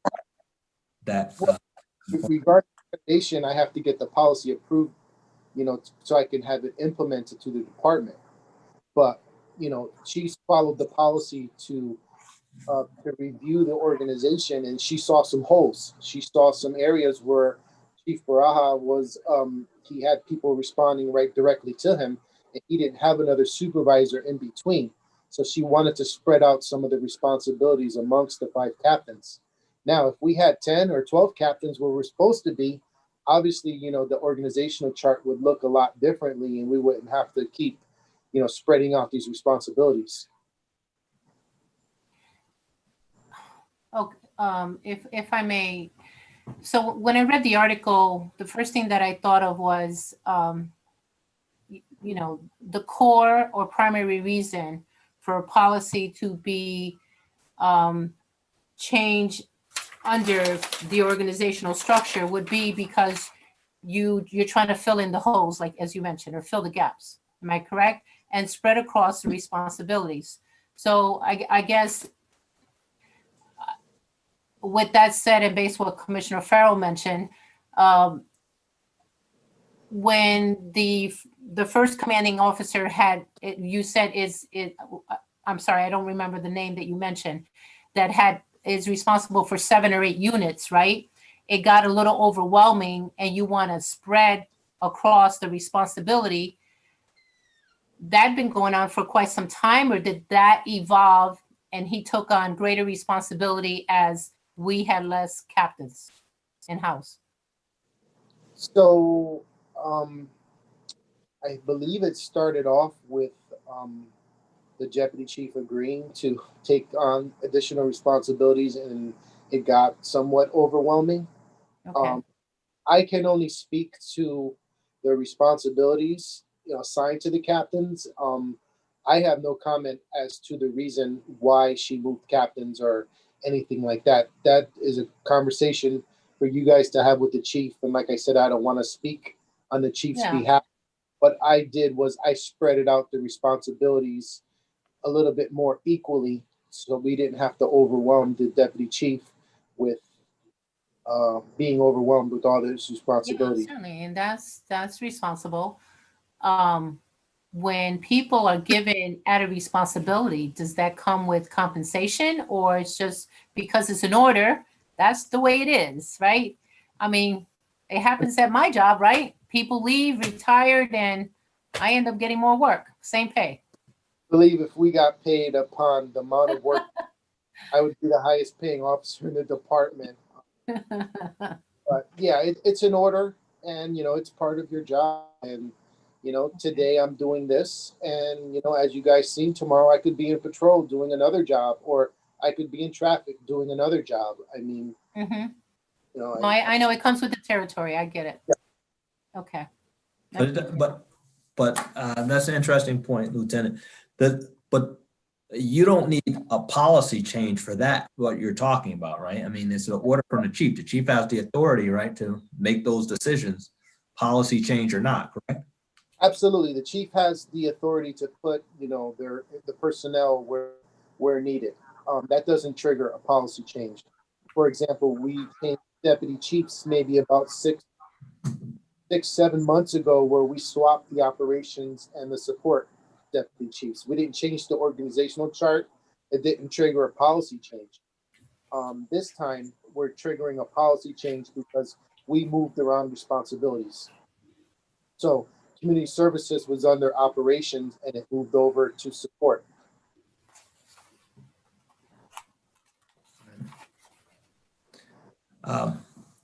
Any questions, Commissioner Cumanado? No. Commissioner Lyons? No. We're not quite half of the crew, and we're talking about a policy change. My inclination is to wait until we have a full complement of commissioners. And I don't necessarily have an objection to the policies themselves, but I do feel like this is, given everything that's going on right now, I do feel like the other commissioners should be able to weigh in. We only have two more, right? Because we only have Commissioner. Yes, correct. That's We only right. have two more. Right. But that does not withhold the directives or orders, Right. which I'm sure are already in place. Am I correct, Lieutenant? Correct. So what we do in a case like this is the chief can issue an all commands, which pretty much says, until the policy is passed or approved by the board, these changes will take into effect because, the board meets once a month. It shouldn't hamper the day-to-day operations of the police department. If it was a pressing issue, I would request for an emergency meeting. This is not a pressing issue. It's just reorganization. All right. Okay. If I may, I think the policy in the contract refers to captain and above assignment for the chief was above, correct? Yes. Okay. Yeah. So captain and above, the chief has the right assignment. That's not been done. Well, yes, the chief just did that. That's what she did. Okay, good. So like for me, if I was in patrol and I bid it to be in patrol, she couldn't move me to traffic because she wanted me to go to traffic. I bid it to be in patrol and I couldn't just be moved. Oh my God. All right. What's your pleasure, commissioners? Well, I think that the need is there, and if they're already working on it and working towards implementing those job responsibilities, then we can, to make it official, we can table this for a vote at our next meeting, unless we're gonna have a special meeting just for this. Hey, Commissioner Lyons, what do you want to weigh in on that or have anything to say about? Yeah, I agree with Commissioner Cruz. I do too. Commissioner Cumanado? Same here. All right. Thank you so much, Lieutenant. We appreciate it. We'll get a chance to digest this. Hopefully the other commissioners will have a chance to review it prior to the next meeting. And I assume you'll be back, or we can make a decision without you. I have to come back next month because we do have changes to our drug testing policy. Right now, it's in the process of getting negotiated with labor and the union. So my goal is to have a policy ready for you guys for the next meeting. So I have to come back anyway. Good enough. I have one question. What about the vaccine? Is the department, are you guys working with the Department of Health? Are you next in line as essential workers being in the front line for vaccine? No, we already offered our opportunity for the vaccine because of the essential worker status. Several department members have received the vaccine.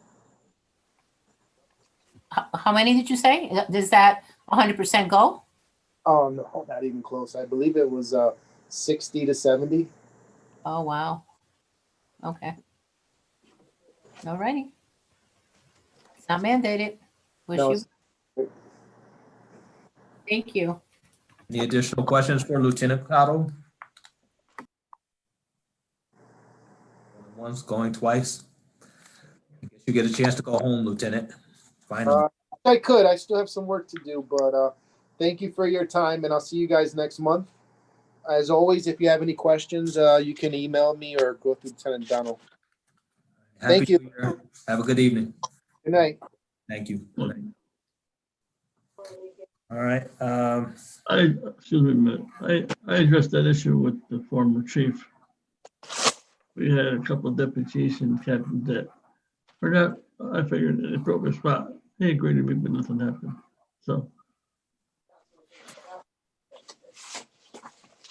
Yeah, I mean, I think Commissioner Cruz has the right idea. I think we need to wait, table it, give us a chance to digest what's going on, allow the other commissioners to weigh in on this, because it sounds like a pretty, I don't want to say serious, but it sounds important enough that we need to really think about what we're doing here.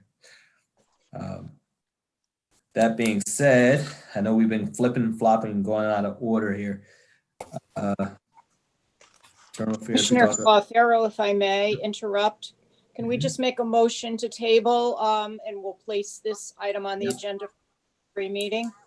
Absolutely. I'll accept a motion to table the approval of General Order Policy and Procedure 2.01 organizational structure until the next meeting. Still be. Second. Second. Thank you. All in favor? Aye. Aye. All right. Thanks, Lieutenant. What else do we have here? You can go up to your clerk's report, Lieutenant. Sure.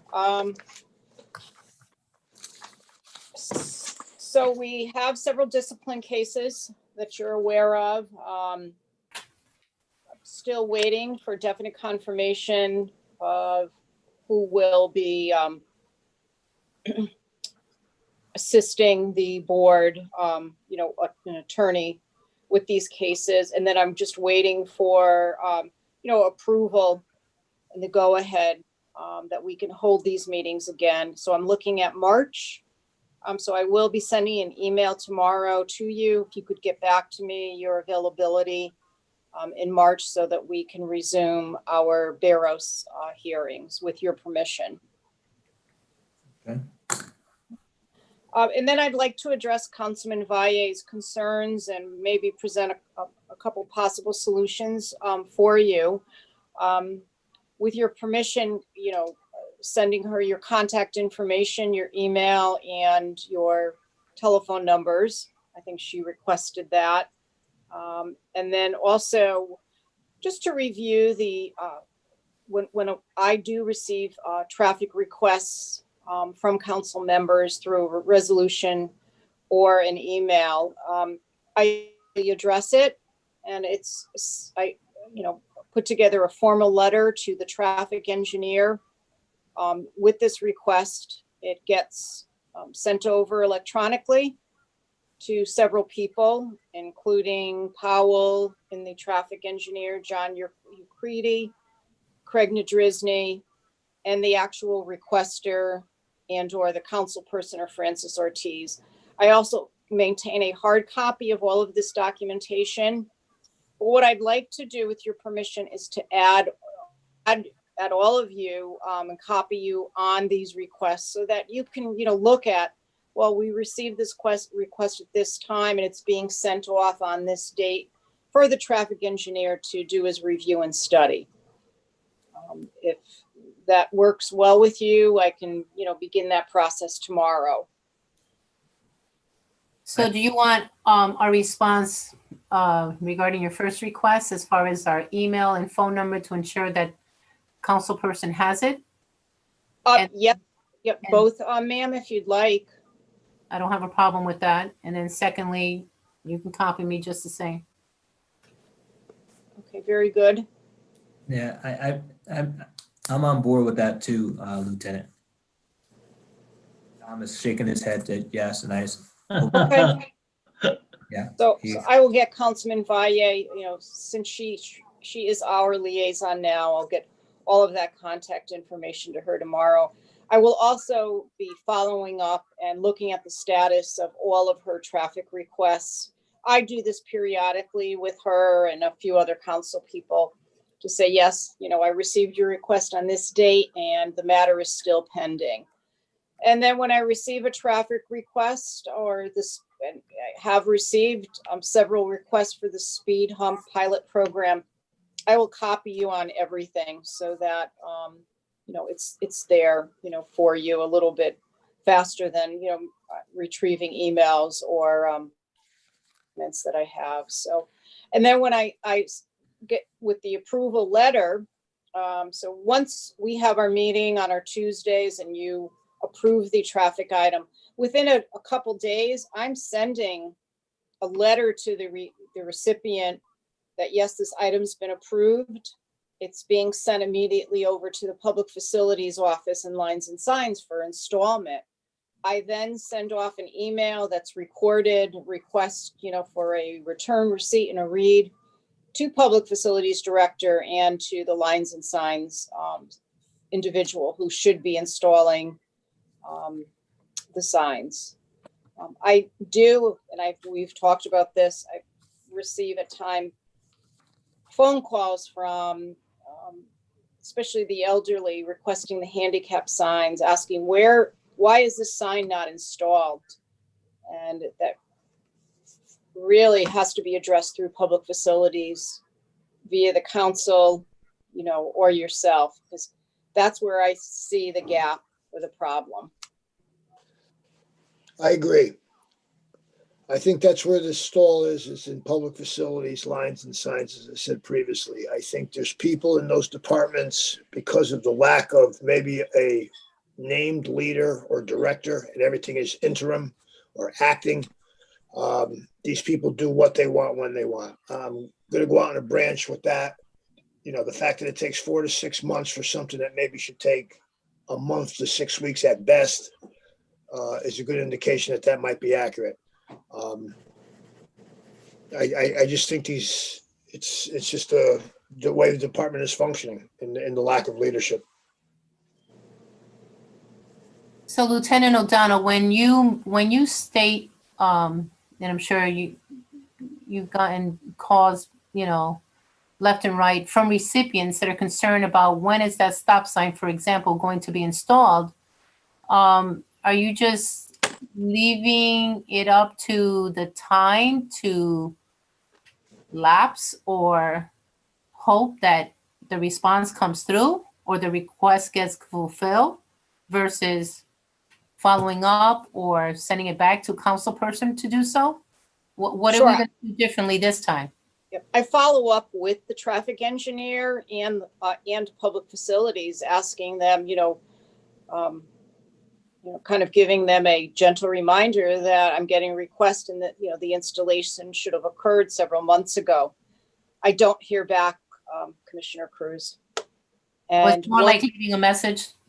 Yes. Once, my done, here with, immediately getting all of the documentation and approval out on your end, it moves to another department. Yeah. It moves out of the police department to somewhere, to Public Facilities. Mm-hmm. But I will act upon whatever you'd like, how I can follow up and be a bit more aggressive. If you have any suggestions. Well, I do have a suggestion, but I think it's so unnecessary that it would be added work on your behalf if you needed to follow up to, I don't know if there's note taking or record keeping on the times or the multiple times you've had to follow up by phone.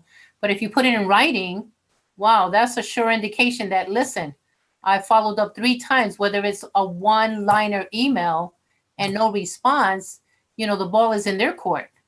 Who's his boss? Everything that I do is on email, Oh, it Commissioner is, Cruz. okay. Everything is. Okay. So I can send, or I do have all of my emails. I save them of when they were sent to Public Facilities, Lines and Signs, and the director Mhm. multiple times. So I have thousands and thousands of emails. Yeah, I'm sure you do, but I appreciate that. Thank you. I just need to know how you went about it. Commissioner Cominato wanted to say something. Yeah, who is in charge over there? Craig Nadrizny is the acting director, Who's over and Emilio Fernandez is Lines and Signs. there? Can we go both of them also send if you send one to the employee and then send one to a copy to the director, will that get any results quicker? I do that now, Commissioner. I have done that Okay, for 6, since I've been here as the clerk. okay. So I will add all of you to my initial traffic correspondence when I receive it. And then I will also add you now onto the letters, the finalized letters that I send over to Public Facilities for installation. Yeah, I don't know if it's going to carry some weight if they see the police commissioner's copy, but I imagine, now they're, all eyes on them. It's time to kind of like strategize and figure out a way how they can work more efficiently. Yes, and I would ask also too, we can get discussion with the director, or give us a time frame, or give you a time frame as to when these signs can be reasonably installed. A handicap will take this amount of time, or a serious traffic matter that has to go immediately. But I believe you should be given time frames as to when the installation will occur.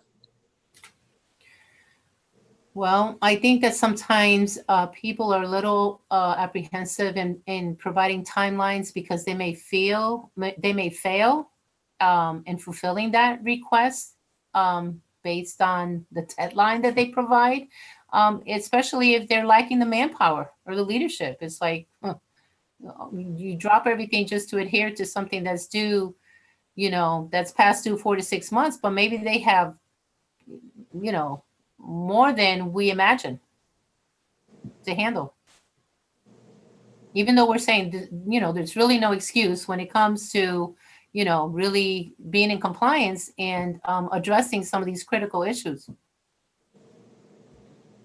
I've never seen the problem, rise to, This level? I see. Okay, well then it definitely needs to be addressed. I think that it's, to invite them back to one of our police commissioners meeting, it's not going to make a difference. We're going to hear the same thing we heard before, so it's a matter of just telling us what you're going to do about it. Having more direct communication with Public Facilities. Mhm. Someone on the board or in the council has to have direct communication with, okay, what's going on? How can we resolve this? Yes, the problem exists, but to me, I want to solve a problem, and let's all try to work together so that we can get our traffic matters and our signs installed in a much more timely manner. Yeah.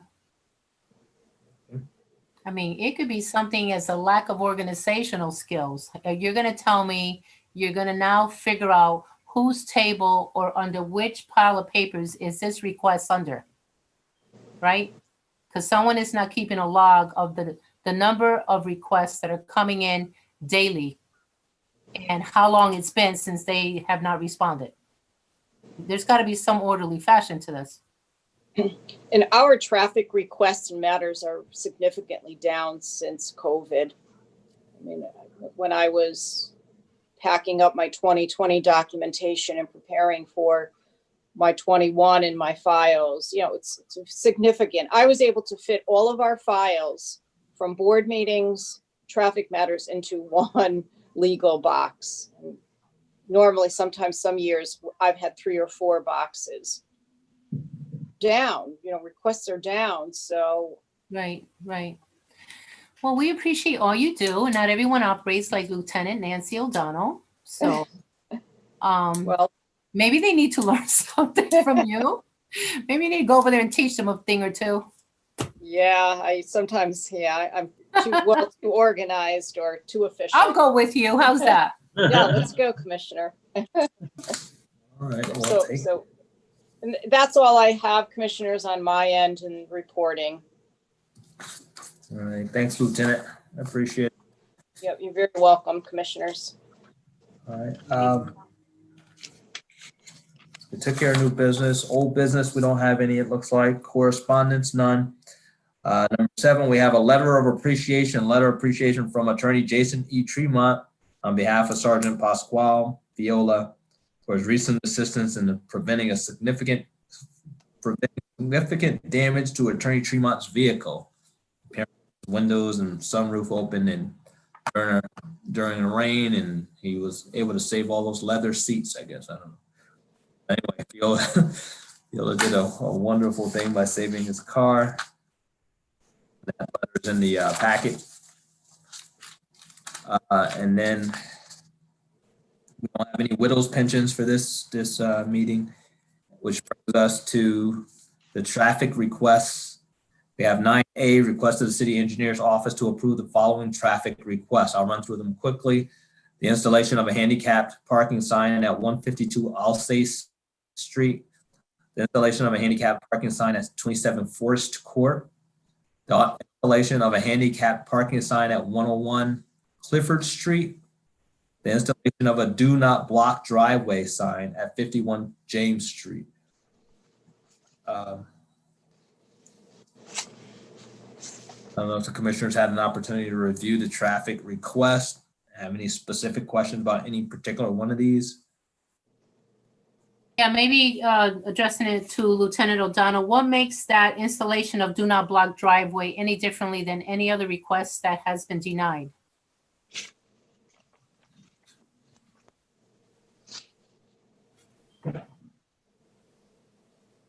Hello? Yeah, I'm just reviewing Oh, for you. okay. Yep. I I'm wasn't gonna sure if you answer- heard me. I thought I was still on mute. The traffic engineer does not give a specific reason in his letter, other than, based on his review or our review that it can be installed. So he must have gone out to see that, it was not impinging upon, anyone's property or any other state of Connecticut, OSTR rules and regulations. But he does not specifically indicate.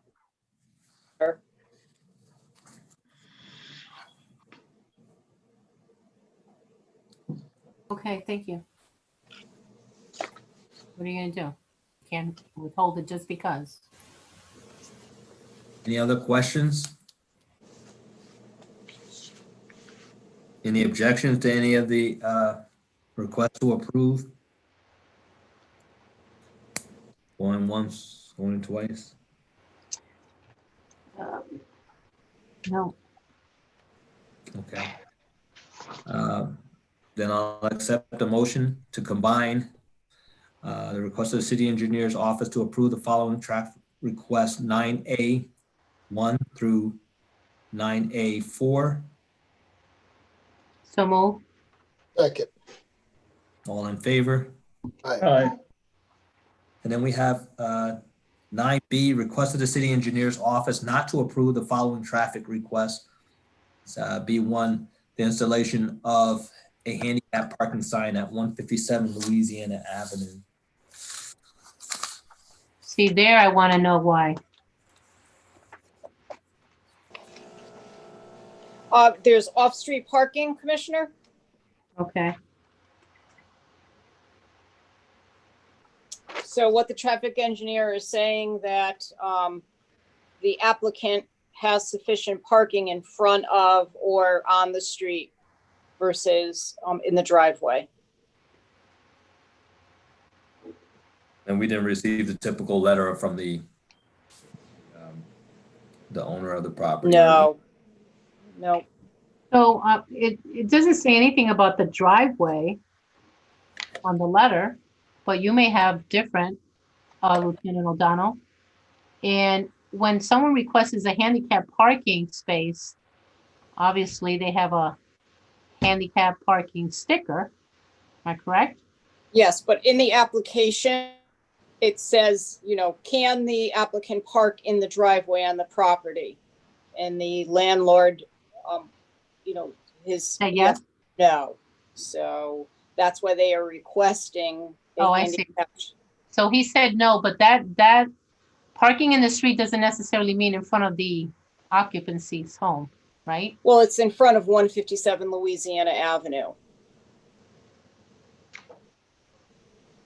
But it was not approved though. No, it was not. No, he is not approved. I don't know. I'd be interested in knowing what kind of disability this person has. If they're having difficulty walking into their home because they can't park in the driveway and he just assumes there's always going to be available space in front of their home. Sometimes a block is, 4 cars down the street. It may be a little far for a handicapped person to walk to their home, Yes. right? What I can do on these applications as well, when I send the request over, you will see the application and more regarding what the applicant is asking for, what the landlord gave them permission to do, or where to park or not to park. Okay. Right, because we don't have that in front of us. Okay. Thank you. All right. Any further discussion? Okay. That being said, I'll accept the motion or not. I think I got a motion from Commissioner Cumanado. Yeah. Yeah. Second? No? You want to table this one? Everybody? I oppose, so I'm not going to second. All right, so there's no second. Commissioner Lyons, you opposing it too? Table? Yes, Okay, all right, so it's been opposed. So are we saying that it should be given or we're just tabling it? Yeah, we need more information, I think. Okay, I'll do that. Okay, so we're tabling it. So I accept a motion to table 9B1. The installation of a handicap parking sign at 157 Louisiana Avenue. And I So guess, So moved. I gotta move there. Commissioner Cumanado, you were withdrawing your motion, your initial motion? Yes, All right. So I accept the second if there is one. Second. All in favor? Aye.